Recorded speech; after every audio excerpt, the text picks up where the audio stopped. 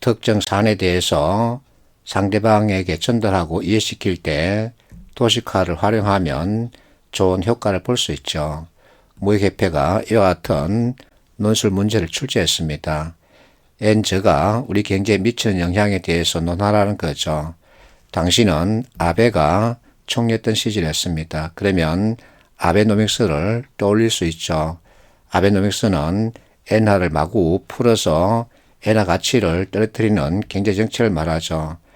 자, 이것을 PT 주제로 받았다고 가정을 해봅니다. 그러면 결론 무엇으로 설명할 수 있을까? 이때 2x2 매트릭스를 활용하면 누구나 공부할 수 있는 판단 기준 2개를 잡을 수 있는 거죠. 그러면 이와 같은 그림이 만들어집니다. 그래서 이와 같은 그림을 제시하고 설명하면 좋은 점수를 받을 수 있죠. 도식화 그러면 프레임워크죠. 프레임워크에 대한 2분의 설명을 보겠습니다. 본디 건축용어다. 하지만 쉽게 말하자면 문제를 해결하기 위한 틀을 짜놓은 것이라고 보면 된다. 회사에서 새로운 업무를 맡게 되었다고 상상해보자. 전혀 참고할 자료나 물어볼 사람이 없다. 자, 이 표현 여러분들이 주의를 해야 합니다. 그래서 내가 자꾸만 근본 면접 질문을 보여주는 거죠. 그러면 거듭 실패를 해가면서 방법을 찾아 나가야 한다. 시간과 체력이 필요하다. 그런데 어디선가 아주 상세한 업무 매뉴얼이 주어진다. 그 매뉴얼이 어떤 상황에 맞는 만능 열쇠나 최상의 해결책은 아니더라도 짜여진 틀에 우겨 넣으면 적어도 평타 이상의 결과가 나온다. 이것이 프레임워크다. 이렇게 이분은 프레임워크의 장점에 대해 설명하고 있습니다. 예를 들어서 이와 같은 프레임워크를 생각해 볼 수 있는 거죠. 그리고 포지셔닝 맵 이것도 활용해 볼 수 있습니다. 특히 회계나 매출, 비용 이와 같은 자료가 있을 때 이와 같은 표를 활용하면 높은 점수를 받을 수 있습니다. 이것이 하나의 프레임워크가 되는 거죠. 자, 이와 같은 답안지 만들 때 그냥 흩어놓지 말고 이와 같은 프레임워크를 짜주면 눈에 쉽게 잘 들어오죠. 그래서 프레임워크를 활용할 수 있어야 합니다. 그러면 발표 문안을 프레임워크 활용해서 작성하는 연습을 해봐야 되겠죠. 자, 요약 정리하자 이렇게 제시하고 있습니다. 지금 보니까 자율주행 시대 얘기하고 있죠. 자, 전체 글을 다 읽으려 하지 말고 우리는 습관적으로 머리 꼬리 보면 됩니다. 자율주행차로 인해 미래 사회에 어떤 변화가 일어날 것인가, 이러한 변화에 어떻게 선제적으로 대처해야 할 것인가, 정부와 기업, 시민사회 모두 함께 논의하고 준비해야 될 것이다. 행동 방향을 얘기하고 있죠. 자, 이 내용은 내가 만든 것이 아니라 NCS 예시 문제에 들어있는 것을 내가 다시 여러분들에게 보여주고 있는 겁니다. 자, 위에 있는 항목은 기술적인 분야니까 넘어가고 밑에 있는 것을 보면 A, B, C, D 들어갈 문장을 만들어 보자 그러죠. 자, 프로젝트 명은 자율주행 영상 콘텐츠입니다. 자율주행 시장에 참여하겠다는 거죠. 자, 목적은 콘텐츠 개발입니다. 그러면 그 의도는 어쨌든 간에 여하튼 자율주행 시장에 참여해서는 콘텐츠 분야 선점하겠다는 의도를 가지고 있어야 되겠죠. 시장 현황 보면 자율주행 기술의 발전 그러면 미래에 대한 얘기겠죠. 그래서 미래 자율주행 관련 빅픽처를 생각해 보면 되겠죠. 그리고 콘텐츠 시장은 전년 대비 이렇게 성장하고 있다. 이런 설명을 곁들이고 있습니다. 그럼 목표는 연도별 콘텐츠 개발 계획을 세우면 되겠죠. 구체 일정은 목표에 따르면 되겠죠. 자, 이와 같은 내용을 만들 수 있어야 합니다. 자, 이번에는 실제 과제 해결형 답안 작성입니다. 이 내용은 2018년도 코트라 대비 연습 문제였었죠. 앞에서 우리가 배운 대로 삼성형 1페이지 양식에 따라서 내용을 구성했습니다. 자, 첫 번째, 두 번째 이것이 핵심 요약이죠. 차이나 리스크가 일어날 우려가 있으니까 인도를 중심으로 중국을 대체하는 전략을 짜자라고 하는 내용입니다. 실제 인도가 제2의 중국이 되고 있는 이와 같은 상황이 일어나고 있었죠.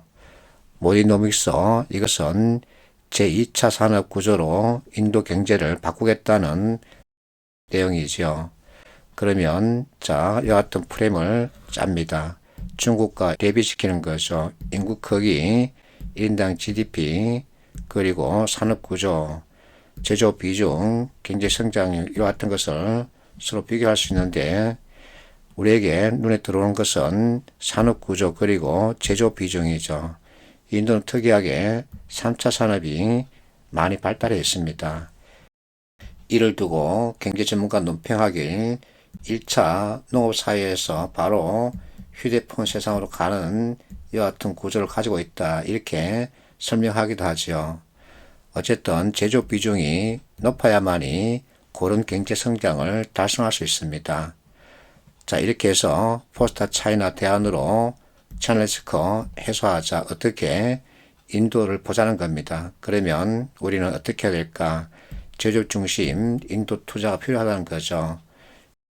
자, 그 당시 공부에 참여했던 학생이 짠 내용인데 앞에서 얘기했듯이 선을 그어서 프레임 형태로 만들어주는 게 좋습니다. 그래야만 어수선하지 않다는 인상을 줄 수 있죠.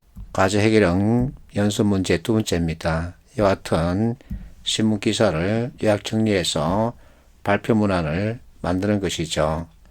제목을 보면 삼성전자 스마트폰이 일본에서는 맥을 못 추고 있답니다. 세계시장 점유율 1위 기록하여 있다. 하지만 일본에서는 유독 취약하다. 이것이 문제라는 거죠. 그러면 왜 그럴까? 그 원인을 찾아야 합니다. 이와 같은 두 가지 원인 찾아낼 수 있습니다. 자, 필자는 삼성전자가 이와 같은 제품 일본 시장에서 인기를 끌고 있을지 의문이다. 의문이란 표현을 사용했습니다. 그렇다면 결국은 가능성이 없다는 얘기겠죠. 일본 소유자들은 디스플레이가 작은 스마트폰을 선호하는 경향이 있다. 그런데 이번 제품은 더 큰 디스플레이가 탑재됐다는 얘기입니다. 일본인들이 선호하는 경향과는 반대로 가고 있다는 얘기겠죠. 그러면 뻔하죠. 그래서 의문이란 표현을 사용한 거죠. 신문기사를 요약하면 다음과 같이 정리할 수 있습니다. 일본에서도 제대로 팔아보고 싶은데 안 팔려. 이것이 문제죠. 그런데 가능성은 충분하다는 거죠. 왜냐하면 일본 스마트폰 보급률이 40%밖에 안 되기 때문이죠. 아직 많이 남아 있습니다. 그래서 인구 대비 가능성은 크다는 거죠. 그런데 그 문제점은 일본인들 선호 경향 때문이죠. 첫 번째는 현지 업체 선호하는 경향이 있고 두 번째는 작은 크기 디스플레이를 원한답니다. 그렇다면 여기에 따라서 대책을 세워야 되겠죠. 결국은 소형 화면을 보급하는 길밖에 없는 거죠.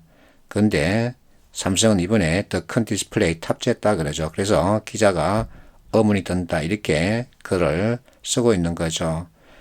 자, 이렇게 보급하면 어떤 것을 기대할 수 있겠나. 삼성 브랜드 파워 확대하고 삼성 글로벌화 완성시킬 수 있다 이렇게 볼 수 있습니다. 자, 이와 같이 요약했으면 이제 발표 문안을 만들어야 되겠죠. 제목은 일회선 소형 액정으로 파고들어야 한다. 왜냐하면 일본은 소형 화면을 선호하기 때문이죠. 그러면서 이와 같은 프레임으로 전체를 정리해서 보여주면 되겠습니다. 이렇게 발표하면 면접관들이 이와 같은 질문을 할 겁니다. 공략 방안은 무엇일까? 그러면 이와 같은 내용을 가지고 답변을 할 수 있겠죠. 자, 차별화 전략을 꼭 가져가야 합니다. 그러면 이론을 바탕으로 답변하는 것이기 때문에 좋은 점수를 얻을 수 있죠.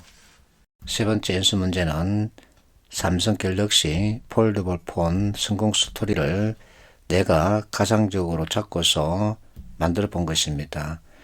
이와 같은 상황에 처해 있다는 거죠. 다시 말해서 스마트폰 시장이 성숙 시장에 처해 있습니다. 그러면 새로운 시장을 만들어야 하는데 어떤 전략을 가지고 만들어야 할까?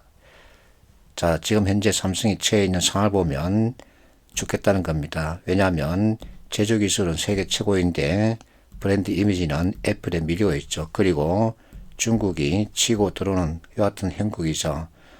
이 같은 상황에서 어떻게 하면 좋을까 잡아낸 것이 폴더블 폰이죠. 그러면 how 전략은 어떻게 짤까? 자, 적용 기술에서 인폴딩 방식을 사용하자. 그리고 사용 환경 이와 같은 것들을 넣을 수 있겠죠. 그래서 삼성이 추구하고 있는 초객자 전략 적용하는 겁니다. 그리고 삼성의 한계점이 새로운 시장을 만드는 이와 같은 DNA가 없다는 거죠. 그러면 이것을 극복하는 전략을 내세우는 거죠. 따라서 기존의 패스트 팔로우에서 퍼스트 무브로 전환하는 이와 같은 블루오션 선점 전략을 잡는 겁니다. 그렇게 하면 이제 새로운 이미지 만들면서 중국 따돌릴 수 있겠죠. 자, 여기서 스와트 분석 들어가겠죠. 자, 현재 폴더블 폰 시장에서는 삼성과 화웨이가 치열하게 경쟁을 펼치고 있는데 누가 최우승자로 남게 될까? 이것을 생각해 볼 수 있겠죠. 그래서 4스텝으로 잡아보면 중요한 것은 어떤 관점에서 누가 이기느냐 이것을 정확하게 답변할 수 있어야 합니다. 자, 삼성 폴더블 폰은 어떻게 펼친다, 화웨이는 어떻게 펼친다, 펼치는 방식에서 뚜렷하게 비교가 됩니다. 삼성은 책을 펼칠 때처럼 손에 익숙한 기술을 적용했죠. 이것이 인폴딩이죠. 그런데 화웨이는 뒤집어서 책을 펼치는 그 같은 방식입니다. 이것이 아폴딩이죠. 그래서 익숙하다는 관점에서 사람들은 삼성 폴더블 폰을 선호할 수밖에 없다라고 그 관점을 얘기할 수 있으면 좋은 점수를 받을 수 있습니다.